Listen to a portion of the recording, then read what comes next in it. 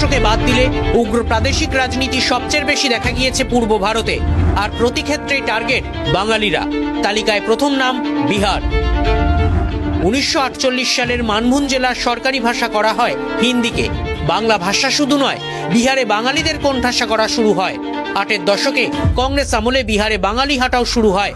মধুমনি, ঘাটশিলা, হাজারিবাগ, পূর্ণিয়া, মিথিলা, দারভাঙ্গা, ভাগলপুর এই জেলাগুলিতে বাঙালিদের সম্পত্তি গায়ের জোরে দখল করা হয়।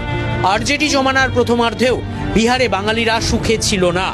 বর্তমানে বিহারে বাঙালিরা আর অতীতের মতো প্রভাবশালী নয়। বিহারের মতো অসমেও বাঙালি খেদাও আন্দোলন হয়েছে। 1960 সালে অসমে বাঙালি খেদা আগ্রাসন শুরু হয়। 5 লক্ষ বাঙালিকে অসম থেকে পশ্চিমবঙ্গে শরণার্থী হতে হয়।